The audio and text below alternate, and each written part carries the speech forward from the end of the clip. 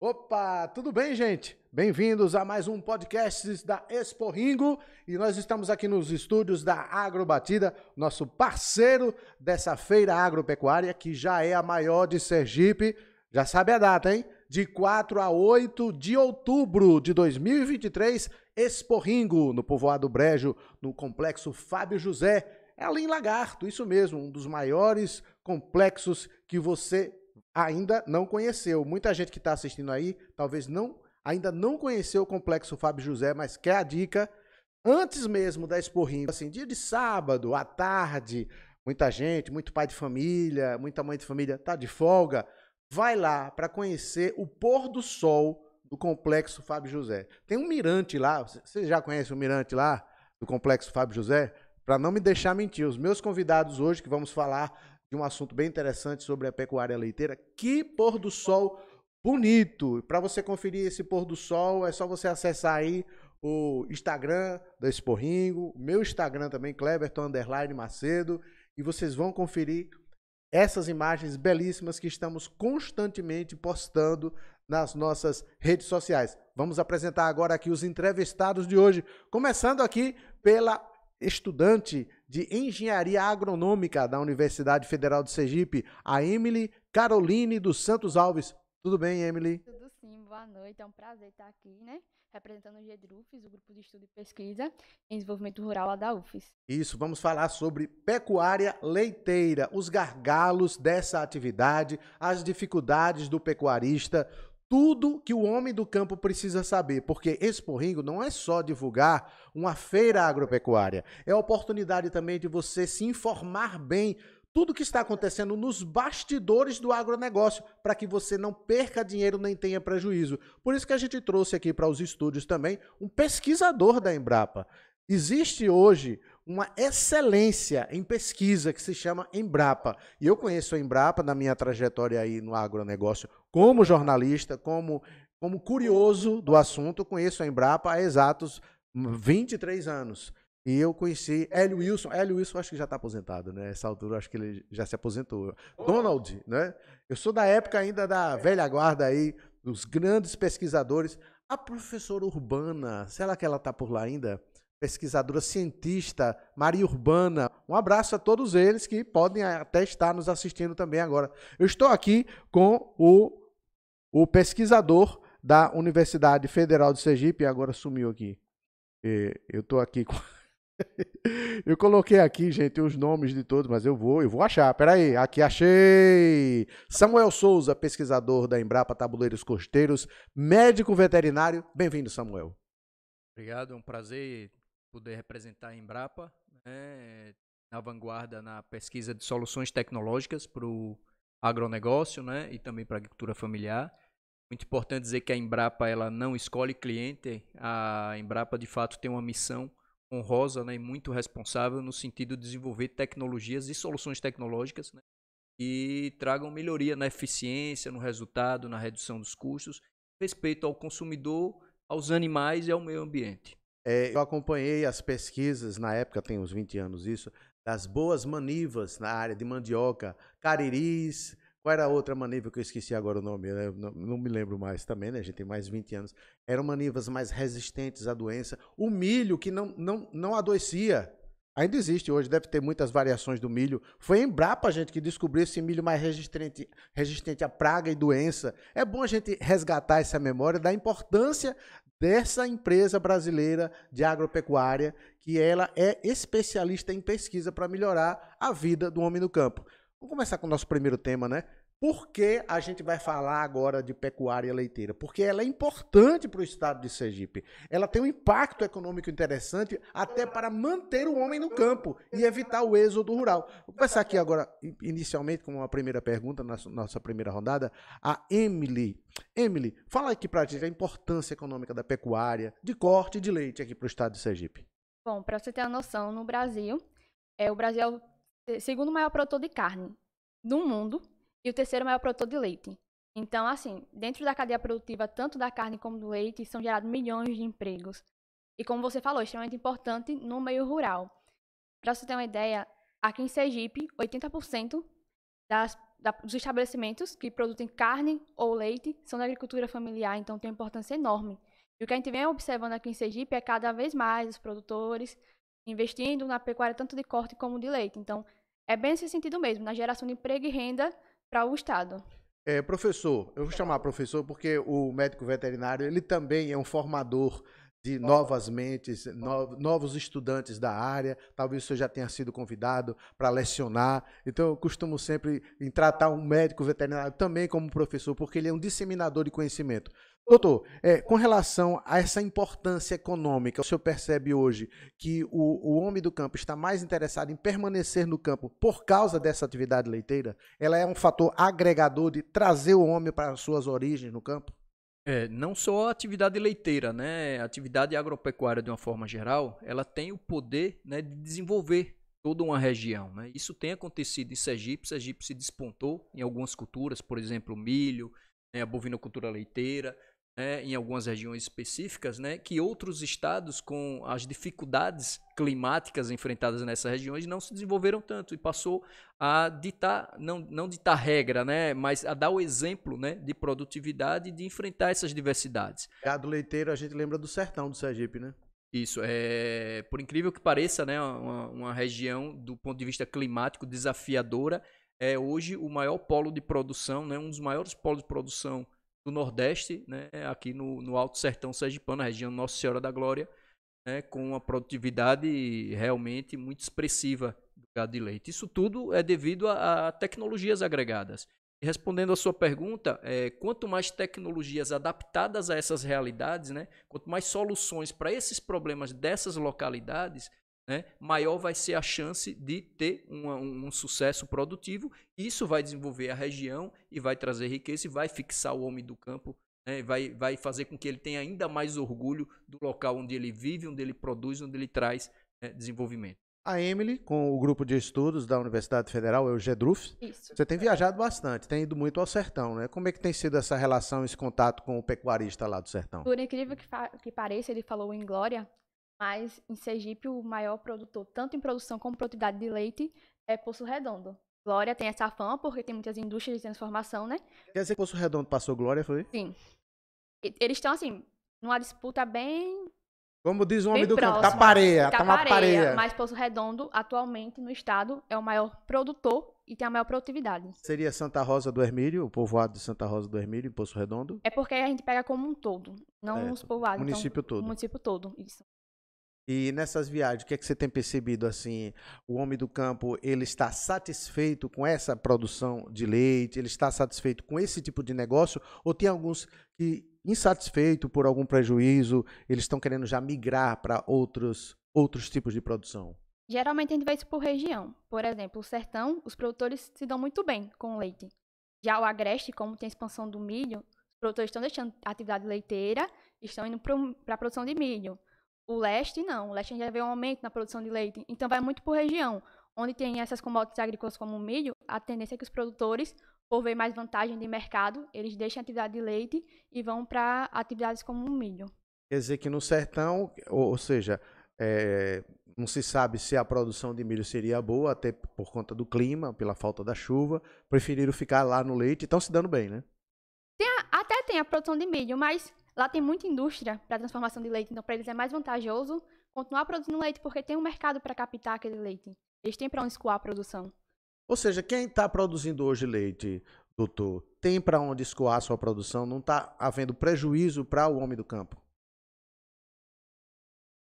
Bacias, né, produtoras, e a gente vê que essas bacias se desenvolvem muito e retroalimentam o mercado, né, as indústrias de processamento. Então, é normal que surjam essas indústrias, se desenvolvam, né, ampliem o seu mercado, né, para absorver esse produto e, consequentemente, mais produtores possam produzir, né, com escoamento mais fácil. O custo de transporte para longas distâncias, isso aí inviabiliza, né, algumas indústrias. E, no caso, né, na região do Alto Sertão, não citando agora nenhum município específico, mas é uma bacia leiteira que ela é muito expressiva.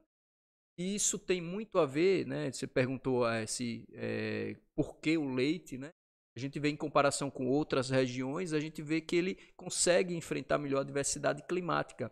A Embrapa tem trabalhado no sentido de orientar quanto ao zoneamento climático de algumas culturas, né? São notas técnicas, pesquisadores que se debruçam, estudam, têm um conhecimento aprofundado, e a gente vê que para o milho, por exemplo, né, quanto mais adentra no sertão, maior o risco climático. Então o zoneamento ele orienta que não seja a principal cultura a ser explorada, já tendo indicação para o bovino de leite, mas pensando aí num planejamento forrageiro, utilizando fontes alimentares, né, até buscando a substituição do milho pelo sorgo, por exemplo, né, que consegue essa fração, né, da nutrição desses animais na região. Então tem muito a ver com economia, com clima, com vocação.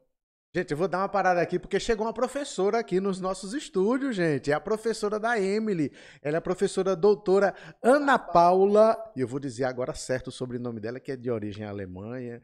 Aí a gente tem que falar certo, né? Ana Paula Vilvock, por favor, Ana Paula. Salva de palmas para ela. A professora, puxa aqui a cadeira, professora. Eu vou dividir aqui o microfone até para ela conversar um pouquinho com a gente. Professora, por favor, seja bem-vinda. Obrigada. Professora, tá se dando bem aqui, sua aluna, viu? Com certeza, bem. Fala aqui um pouquinho no microfone, gente. Ela vai dar as boas-vindas. Ah, gente, tudo bem? Muito bem representando o Gedrufes aqui. Prazer estar com você, Cleverton, mais uma vez. Tava aqui de espectadora só, vendo. Estão aqui, percebendo o quanto é importante esses dados, assim, a Embrapa traz para nós na presença do El, quanto da Emily, então tô só acompanhando. Veio bonita hoje, Obrigada. de rosa. Sempre está bonita, né, professora? Mas ela hoje com rosa forte, assim. Ficou bonito, combinou aqui com o ambiente. Pronto, viu? Obrigada. Se eu viesse de preto, ia combinar mais ainda. Ficava rosa com preto, né? Muito bem, professora. A gente vai continuar aqui a entrevista. Ela vai ficar nos bastidores, porque ela é tiete aqui da Emily, sabe? Ela gosta de tirar foto. Ela é quem empurra esses meninos pro interior, né, professora? Com certeza. Pra ir atrás do pecuarista, do agricultor. Perfeito. A gente tem, como eu falei na semana passada com a questão da produção de milho, a gente também tem feito vários estudos em relação à pecuária de leite e de corte no estado. Então, o que a Emily traz um pouco aqui, e ela vai apresentar para vocês no decorrer da conversa com o Samuel, é um pouco do que a gente vem pesquisando, né? Então, são trabalhos científicos que falam sobre dados de produção, produtividade, área e assim por diante. Então, acho que tem bastante coisa boa para vir ainda. E as dificuldades, doutora? Vocês têm pesquisado, têm enfatizado as dificuldades do pecuarista hoje? Com certeza. Eu acho que o intuito de a gente fazer uma pesquisa e levar informação para o homem do campo, para o agricultor, né, principalmente na área de pecuária, é que a grande maioria são agricultores familiares, né? Então, o nosso foco em relação à pecuária, a gente precisa enfatizar um pouco mais em relação a isso. E as dificuldades a gente sente, né? Principalmente em relação a mercado, a preço, a manejo, que também aí a Embrapa entra com um papel importante, né? De tecnologias sustentáveis, né? De baixo carbono.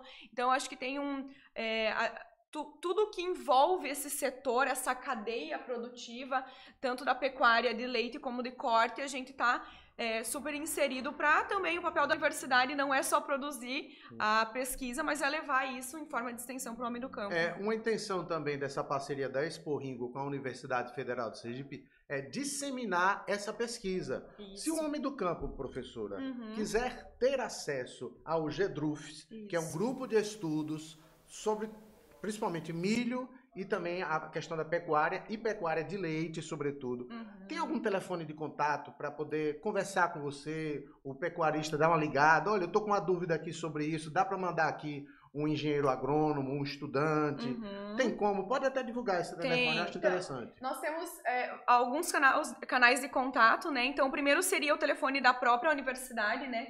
Se você procurar na internet, Departamento de Engenharia Agronômica, UFES, Campus São Cristóvão, vai ter o número do nosso departamento lá na universidade. E também a gente tem um Instagram, que é próprio do grupo de pesquisas, que é a sala de bate-papo tá lá, né? Isso, você pode mandar uma mensagenzinha para nós, entrar em contato, @Gedrufes, Gedrus. Facílimo. É isso. Então, FS. Gedrufes. Facílimo. Eu já decorei, inclusive já estou seguindo vocês, viu, Muito professora? bem, obrigada. E precisando de qualquer coisa, vocês podem mandar mensagem lá, a gente responde para vocês, tranquilo. Ok, a professora vai continuar nos bastidores certo, agora. Obrigada. Tirando foto aqui da Emily. Obrigada, bom. Obrigado. Até mais, hein? Vou tirar aqui, tá? Tá bom, ela vai tirar aqui a cadeira, compartilhamos aí o microfone. Agora, começando ainda, continuando na nossa rodada, vamos falar um pouquinho das dificuldades. Emílio, o que é que você tem percebido de dificuldade do homem do campo, que vocês já mapearam hoje? Dificuldade principalmente com mão de obra, né? Eles têm muita dificuldade em achar mão de obra e isso é um dos motivos por muitas vezes eles deixarem a atividade. Porque às vezes é um produtor para dar conta de um rebanho e não consegue, não tem mão de obra. Isso.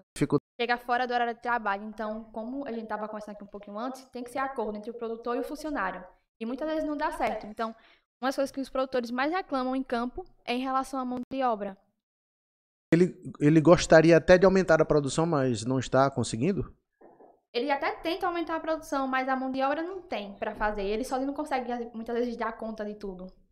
Quer dizer, ele quer até ampliar, comprar mais vacas, crescer alguma novilha que está assim, sabe que tem uma mãe que produz bem, quem sabe aquela filha também vai produzir bem, mas ele acaba vendendo porque sabe que não vai dar conta de tanta produção. Isso. Realmente é isso que acontece. Faltou mão de obra, ele não vai conseguir dar conta de todo o contexto produtivo. E no mapeamento de Sergipe, vocês perceberam alguma área que isso acontece com maior frequência, a falta de mão de obra na pecuária leiteira?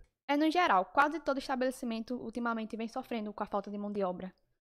Então, professor, doutor, que caminho a Embrapa apontaria para tentar diminuir essa questão da falta de mão de obra?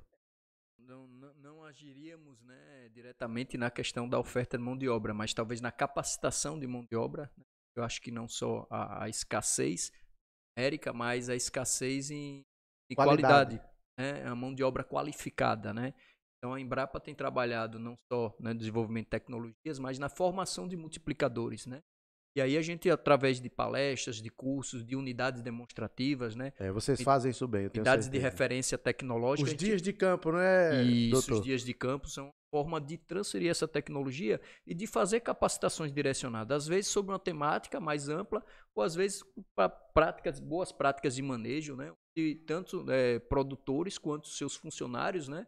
Essa mão de obra que está escassa, ela passe a ser qualificada. E uma mão de obra bem qualificada, ela reduz os custos de produção e otimiza o tempo, né, e o recurso investido na propriedade. Quando o senhor fala em melhorar a qualidade da mão de obra, seria ter a higiene necessária para se lidar com leite, até porque estamos falando de um líquido que vai ser alimento de milhares de seres humanos. Então, eu imagino a tamanha dedicação em termos de higiene. Eu já visitei algumas fazendas e tem lá a ordenha mecânica, eu acho que quase todas já estão assim. É muito difícil você ter a ordenha hoje manual, não é?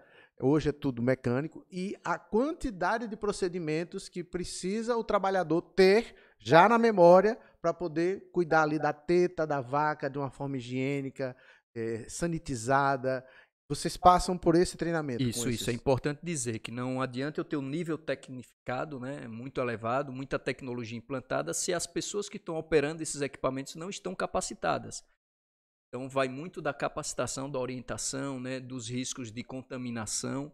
É importante citar que o leite é o segundo meio de cultura, né, natural, orgânico, mas de maior probabilidade de multiplicação do micro-organismo. Então, toda a manipulação, desde a saúde do animal, o alimento desses animais, o bem-estar que eles vão ser criados, né, a probabilidade de contrair doença, dessa doença serem diagnosticadas, esse animal ser tratado, né, esse leite do animal enfermo não ser misturado ao leite de animais saudáveis. Então, é muito importante a gente citar que a matéria-prima, né, ela não consegue ser melhorada por processos, né, tecnológicos. A matéria-prima ela tem que ser de boa qualidade, né, e fazer com que os processos tecnológicos de processamento dessa matéria-prima, no caso do leite, para que os derivados tenham qualidade, o leite, né, ordenhado tem que ser de qualidade. Então, toda uma questão sanitária de ambiente, né, o bem-estar animal, as instalações, tudo isso envolve a qualidade final que esse produto vai ter. Isso daí eu acho que todo pecuarista sabe, quanto menos estresse provocar para a vaca,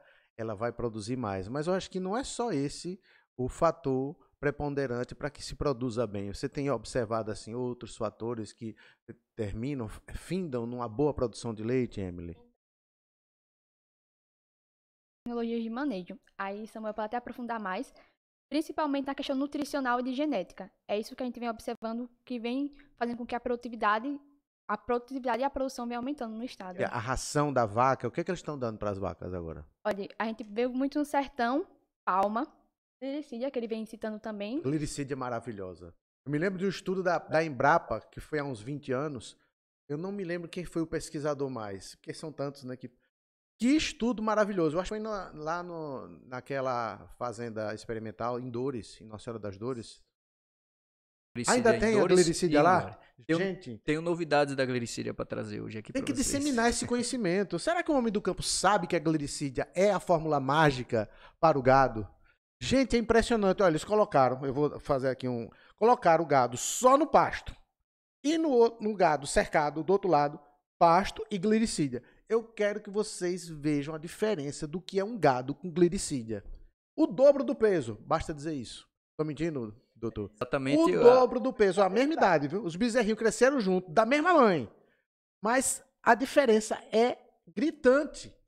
E esse conhecimento da glicídia, Emílio, ele está disseminado no interior, as pessoas estão produzindo glicídia, estão plantando essa árvore. Sabe o que é glicídia? Aos poucos, a Embrapa, né, ela vai disseminando por lá. Então, a gente vê alguns produtores, e o que a gente vê muito no interior é o conhecimento que um produtor tem e acaba passando para o outro. Ou seja, ele vê numa propriedade e tá dando certo, vai lá outro produtor e copia. E assim começa a disseminar. A glicídia tá indo pouco a pouco, porque até então o que a gente vê muito é a palma. Mas a glicídia também já tá seguindo esse caminho e tá entrando nas propriedades. Mas aí tem alguma coisa aí estranha. Veja, eu estou falando de um estudo que tem mais de 20 anos. Se não, vamos arredondar em 20 anos. Será que em 20 anos não se conseguiu disseminar esse conhecimento? Glicídia, ao que eu entendo, é uma árvore que é quase que nativa aqui do Nordeste brasileiro. Não há uma dificuldade para plantar e crescer. Ou é porque o homem do campo ainda está resistente ou ainda não chegou esse conhecimento a ele? A glicídia, ela não é nativa, mas ela é muito adaptável. Tá muito adaptada, né? Isso. Muito bem adaptada. A gente vem trabalhando com ela de forma isolada, como você falou, 20 anos essa pesquisa. Esse foi um estudo pioneiro, Dr. Rangel. Vai, né? pronto, lembrou o nome dele agora. Um abraço, doutor Rangel. E Nossa Senhora das Dores tem um sistema Dores, né? Que se chama de GLIRI ILPF, que é o sistema glicídia dentro do sistema de integração lavoura, pecuária, floresta, né? Hoje temos também com glicídia o gliricoco, que é o consórcio com coco, o gliricitrus, que é o consórcio com citros. Aí já faz a ração, a glicídia. E o glirinutri, que é o uso dela para ração animal. Então, hoje a gente separou, né, para poder ficar mais fácil entender e repassar esses dados. Né? Essa transferência de tecnologia ela não acontece sozinha, é multifatorial. E a pesquisa ela nunca está concluída. Na verdade, a gente vem avançando bastante nesse sentido e em parceria com sistemas integrados de produção. Então, você disse que ela é mágica. Não é mágica, na verdade, é tecnologia e é manejo nutricional. Impressionante. A Palma, ela falou que a Palma está muito difícil. E um dos sistemas que a gente tem avaliado e tem trazido muitos resultados é o sistema Tobias, que é a glicídia com a Palma, com a glicídia principalmente, onde a Palma ela traz água, energia, está conservada a campo, adaptada, e sais minerais, né? E a glicídia ela traz a proteína, de elevada qualidade, boa digestibilidade, excelente absorção dos animais. A produção de leite é bom também? Exato, porque eles se complementam, né? Eles se complementam. E a glicídia, ela vai muito de impacto no custo de produção, que ela substitui o fator que tem mais caro na formulação de dieta de gado leiteiro e gado de corte também, que é a proteína, que substitui a soja, que a gente calcula e faz os cálculos com a soja. Então, é um casamento, né, muito propício, onde elas se complementam. São fontes alimentares diferentes, se complementam, não são nativas, mas elas já estão muito bem adaptadas e realmente a gente precisa, né, intensificar os trabalhos junto com a universidade, junto com os órgãos de assistência técnica. Quem quiser mais informações, o pecuarista que está nos assistindo, é só procurar a Embrapa Tabuleiros Costeiros. Claro, eu vou passar os contatos. Pode né? passar, gente. É mágico. Glicídia é o que está faltando no seu gado de corte. Olha que quando eu fiz a matéria para Extração Agrícola lá na TV Sergipe, eu me lembro bem que o Dr. Rangel, ele estava se baseando primeiramente no gado de corte, porque ele queria engordar o gado. Mas ele já está trazendo mais uma novidade, mais uma informação que é bom também para a produção das vacas, a produção de leite. Ou seja, não é só para o gado de corte, não é isso, doutor? Pesquisa a gente já tem com gado de corte, com leite, com caprim, já tem bem validado isso aí. O telefone para contato hoje lá, né, Embrapa, é código 79-4009-1344, ou através do site www.embrapa.br/fale-saque, ou através dos e-mails, né, mais direto com a chefia de transferência e tecnologia, que é o cpatc.chtt@embrapa.br, ou no meu e-mail mesmo, que eu atuo no setor de transferência de tecnologia da Embrapa, fazendo essa ponte entre a pesquisa e o produtor, né, que é samuel.souza@embrapa.br. Então, todos esses canais aqui estão dados para a população e a gente já tem uma coletânea de dados sobre, não só sobre liricília, mas sistema integrado de produção animal, boas práticas de produção de leite, corte, ovino caprino. Isso está disponível, né, para a população. Emily, tem alguma região em Sergipe que a gliricídia já começou a ser mais plantada, ser mais utilizada? Você já percebeu isso? Olha, aqui os pecuaristas estão já utilizando mais, ou estão se preocupando em trazer de outra região e agregar a ração animal? Principalmente no sertão, né? O sertão ele vem produzindo muito leite, então é ali onde chega as tecnologias e eles começam a difundir e dali que vai para outras regiões. Então o sertão ele vai focado em adquirir novas tecnologias justamente para poder ter essa boa produção. Gente, a produção de leite está crescendo, é verdade. Então eu queria que vocês falassem com relação a como é que vocês estão, conversar aqui primeiro com a Emily, como é que vocês estão analisando a questão do crescimento da produção de leite em Sergipe. Vocês têm dados de anos anteriores ou de meses anteriores? Que dado comparativo você poderia trazer? Se é ainda interessante continuar na pecuária leiteira, até porque, como você mesmo comentou, alguns pararam, não vou dizer abandonaram, porque tudo volta, né? No campo é assim, não está dando no milho mais. Quem sabe eles voltam a produzir o leite. Mas nesse momento, estamos em um momento de crescimento da produção leiteira? Sim, o que a gente vem observando em Sergipe é um aumento da produção, um aumento assim, bem expressivo. Para você ter uma ideia, no Nordeste, nós somos o segundo maior produtor. Então, e a tendência é aumentar. Tendo as tecnologias certas no manejo, a tendência é aumentar ainda mais. Agora, alguma região produz mais do que outra aqui em Sergipe?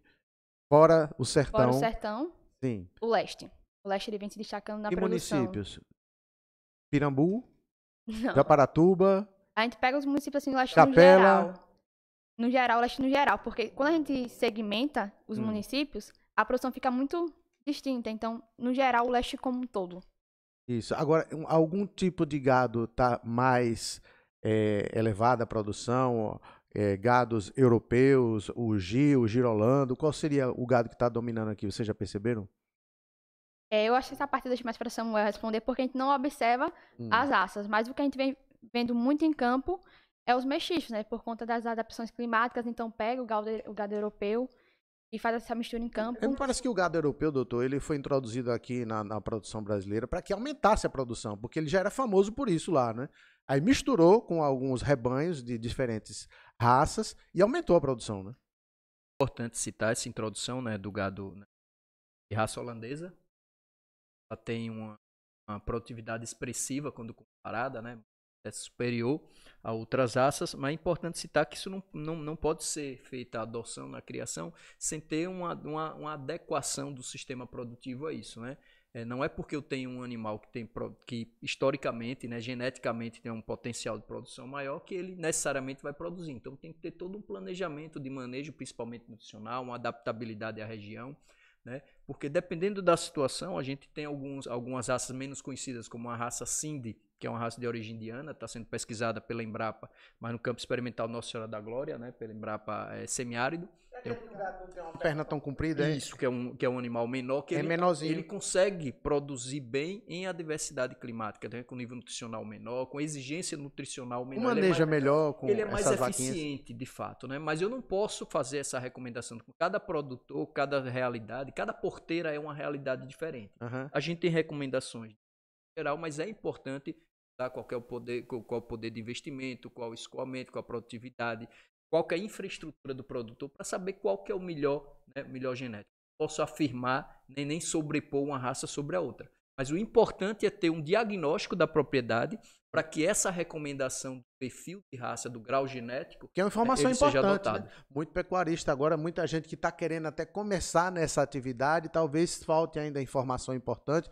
Pode procurar a Embrapa também que vocês o gado holandês, o girolando, o De uma forma geral. essa raça Sind, né, elas são promissoras, né? Então tem que ser o manejo adequado, né, e um planejamento produtivo muito bem pensado para que não tenha prejuízo.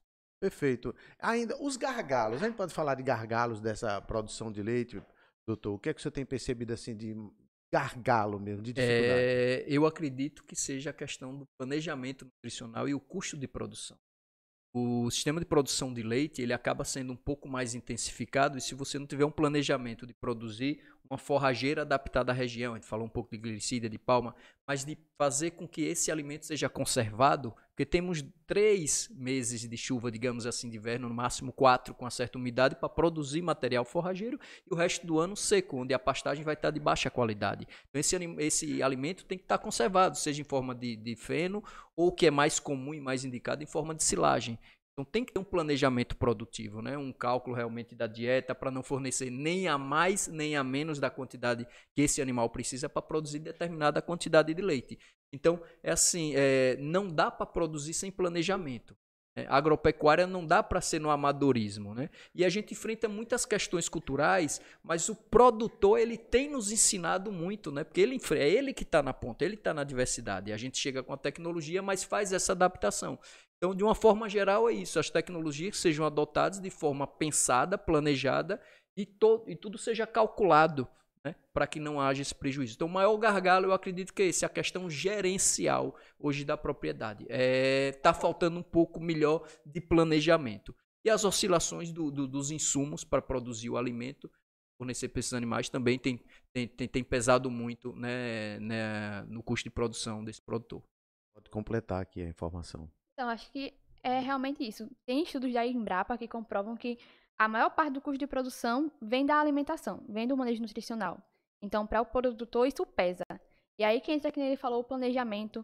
Entra também o que a gente vem estudando, que são as tecnologias sociais. E quando a gente vai a campo, a gente vê que tem muito disso. E o que seria uma tecnologia social? Seria uma tecnologia para o produtor, que seria de fácil acesso, fácil aplicação e baixo custo, visando justamente isso, visando que o produtor tem um menor custo, mas tem uma boa produção. Eu acho que a gente poderia até, para finalizar essa discussão, dar dicas hoje para o pecuarista que quer começar na produção, para que ele não tenha custos elevados. O que é que o senhor diria, doutor? Qual seria, assim, umas 3 dicas mais importantes e fundamentais? Primeira questão da gestão.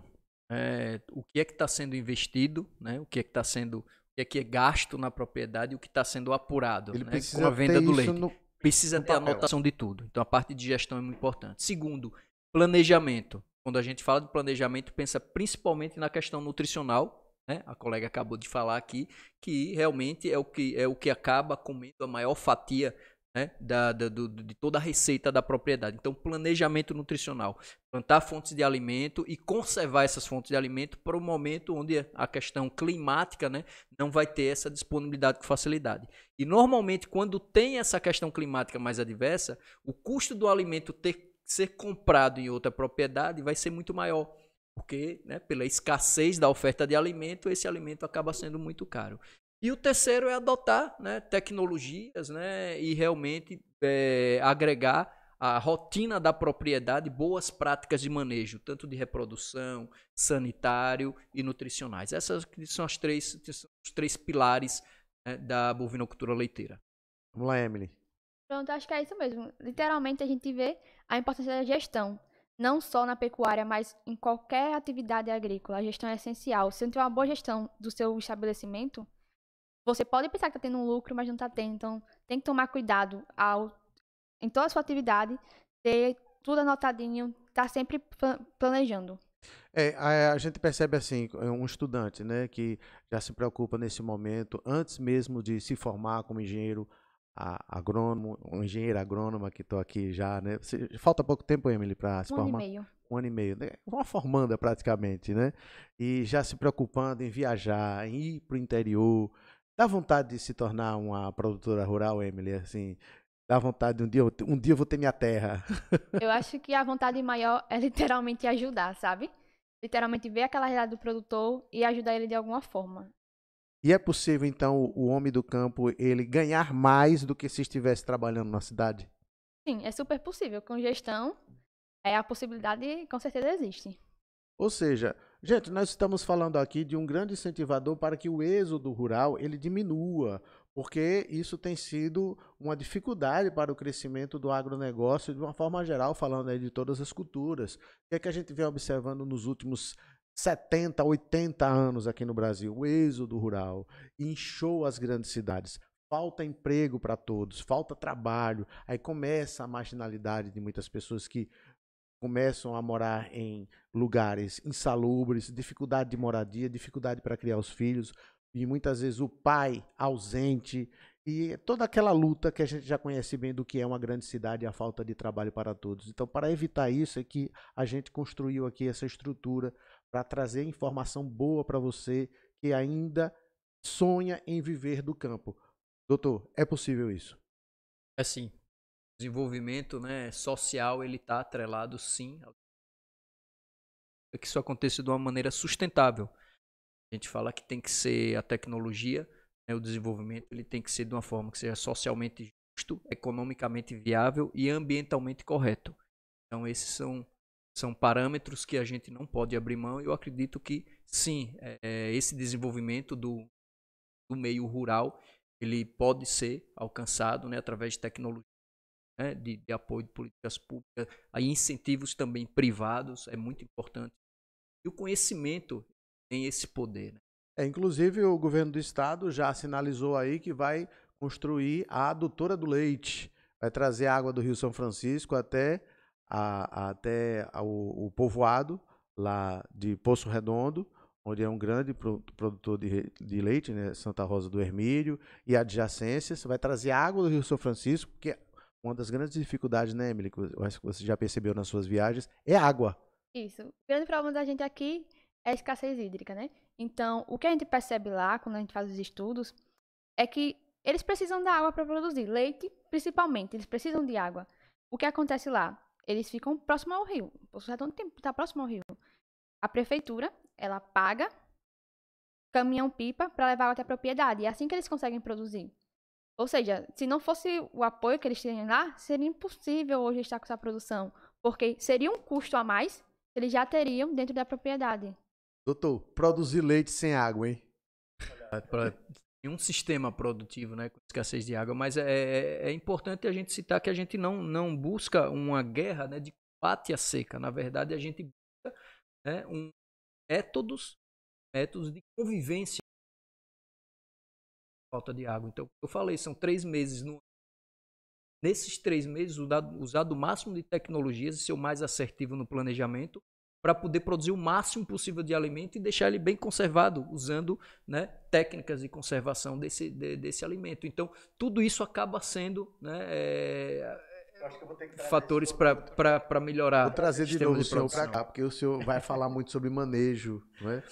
E vai trazer muita informação interessante, porque Isso. eu acho que um podcast só não vai dar não, viu?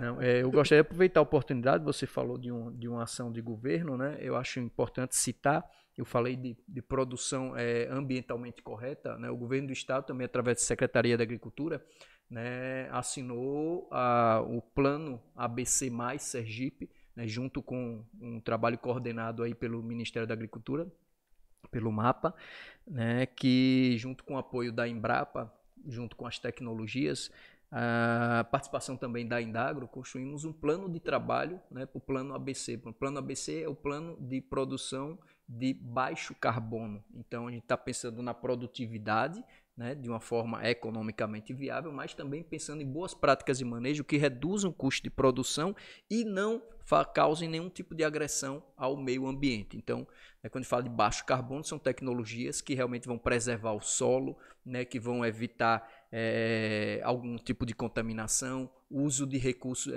do sistema de produção, tanto animal quanto vegetal, que preservem esses recursos naturais, né, e que realmente gerem produtos de qualidade para o consumo humano, né, seja vegetal ou seja de origem animal. Então, o governo também, a gente tem essa missão aí, o plano está assinado, já foi publicado, e eu acredito que até o final do ano a gente tem algum evento de lançamento, né, e divulgação de como que vai ser esse plano de trabalho de implementação das tecnologias, que são agriculturas de baixo carbono, a gente fala do ILPF. Tecnologias e conhecimento a Embrapa já tem. Isso, o principal que está embutido com isso, né, e tem muito a ver tanto com gado de leite, mas também com bovinocultura de corte, que é o sistema de integração lavoura, pecuária, floresta, que é a unidade, o grupo de pesquisa de produção animal e sistema integrados aqui da Embrapa Tabuleiros Costeiros, né, vem numa vanguarda aqui na região Nordeste para recriar, né, essas condições da integração lavoura, pecuária, floresta e adaptada à condição onde esses animais vão ter essas bacias estão se desenvolvendo. No caso, né, do semiárido, tem sistemas de integração direcionados para essa região, para esse tipo de animal. Perfeito. Emily, para a gente encerrar, quer complementar a informação? Então, acho que é isso. O importante é a disseminação.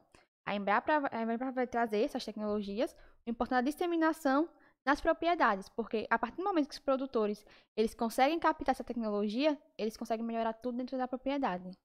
Pronto. Agora vamos reforçar aqui o contato de vocês. Pelo Instagram eu acho bem fácil encontrar vocês, o Gedrufs.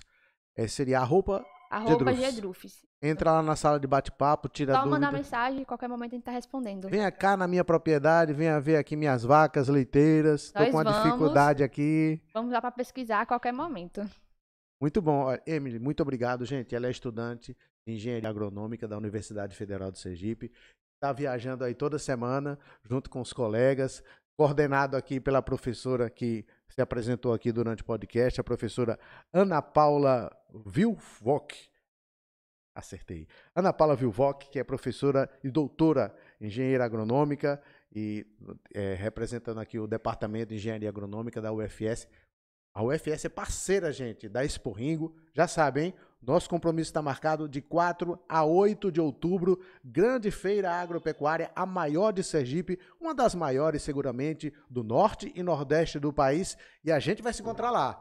Muito obrigado, viu? Muito obrigado ao Samuel, muito obrigado a Emily. Vou mandar um abraço para todo mundo aí, gente. Até a próxima e obrigado aos parceiros aqui, olha, da Agrobatida. Estamos aqui nos estúdios dele, parceiros também desse Expo Ringo. Um abraço, gente. Até a próxima.